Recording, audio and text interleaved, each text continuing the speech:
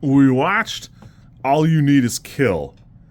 In a time loop during an alien invasion, a resourceful but isolated young woman must navigate in the repetition of death until she crosses paths with a shy young man trapped in the same cycle.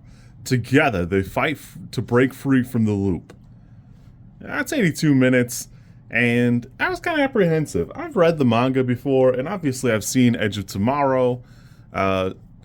I remember liking the manga. I actually had to go back and read it. I watched this movie a couple days ago, and I had to go back and read the manga because I was pretty sure I was wildly misremembering it. And the answer is I was. I was wildly misremembering it, and I was attributing a lot of things to it that either come from Edge of Tomorrow or I had what I wanted to see in it. This movie is... it is not visually what I would have chosen, either in the art style or the animation style. You can find plenty of still frames and go, wow, that's a little bit ugly. I don't really know if I like this or not. But at the end of the day, it really does work. After about 10-15 minutes, it'll have grown on you so much you won't care. And it really did work. I don't know. The manga has a very specific style, though it is very technically good. It is otherwise unremarkable. It wouldn't really stand out that much. The jackets in the manga are just like tiny exosuit editions, and in Rita's case, they're colored. Where in this, it's got like a very distinct visual style. The monsters also have a pretty distinct, they're like tumas with teeth in the manga, and here they're like these pretty sunflower things, and then there's the big tree thing. I was kind of unsure what to think because Akimoto and Nakamura, they've got some good directorial chops, and it's Yûichirô Kido that did the screenplay here. So I was kind of unsure what to think or what to expect here. But honestly, I think it did a pretty decent job. The movie's not going to blow you away by any means, but for what it is, it's a pretty unique thing.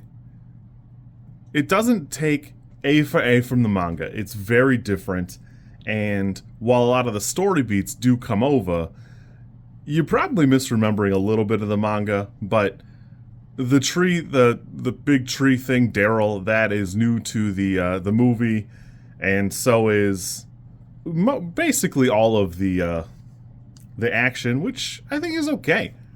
Honestly, I think it's done in a pretty decent way.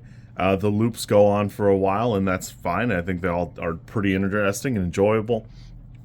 I wasn't sure what to think a couple of times, but for the most part, I think it does a good job pulling its weight. A couple big moments I felt like we missed is a couple of times it seems like Rita in the movie is going to reach out towards her companions or the people she bumps into who I think she feels resentful towards because of her past trauma at the beginning of the movie, and then I thought she would overcome it and then kind of build up a squad a little bit. And the reason I thought that is I remember that happening in the movie Edge of Tomorrow, and I feel vaguely that doesn't work out for him. I don't really remember. It's been a little while for me, but it's not present in the manga at all. At no point does he ever go, maybe Wheezy Jefferson on the bunk ahead of me, maybe we could make it. It does not cross his mind. It doesn't seem like it's in the thing.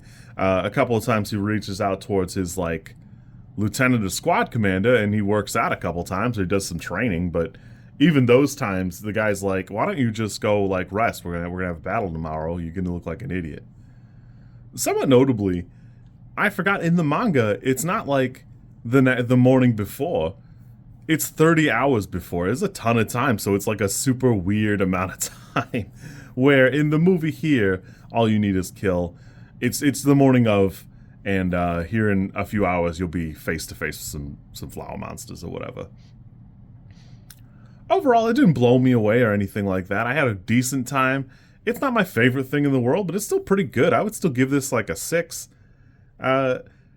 Again, I don't love some of the changes, but it is a very different thing from the manga, which I think is good.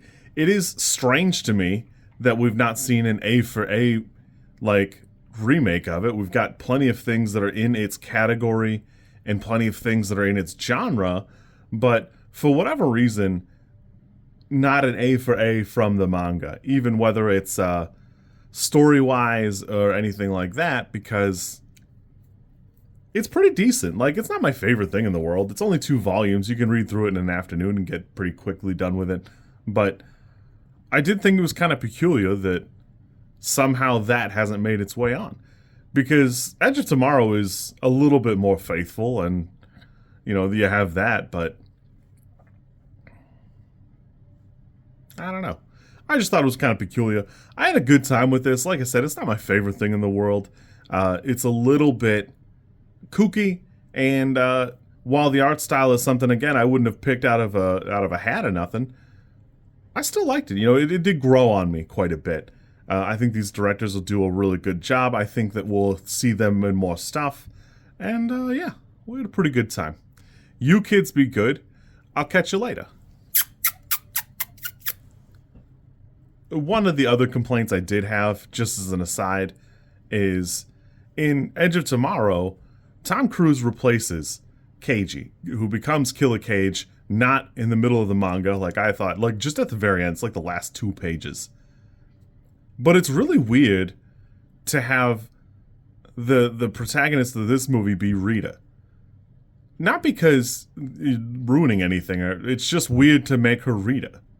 Because it's a very specific thing in the manga and Edge of Tomorrow. So it's weird that you only have these 2 names. Just make them different people. It's fine. It's not really that big of a deal. Oh well. I just thought it was really peculiar. There are some like little quirks that Rita had and Keiji came up with that I really enjoyed in the manga. That they're not present here, but again, this is a very different thing. And I think that's a good thing. It's not a great A for A adaptation. I don't think anything has been, but it was still a pretty good time. Like I said, it's probably a 6 out of 10 for me, but, you know, that's okay. If you like this content, I'm supposed to ask you to like, comment, and subscribe. I think I think like is here, and comment is probably down there, and subscribe over there somewhere too, I think. I don't know how many times this, like, snippet is going to make it into a video. Everybody says you should do it this way, and I always thought it was just like an annoying thing other YouTubers did. And as you know, I am bad at editing, so if you like it, great, I'm happy for you. If you don't like it, I'm sorry.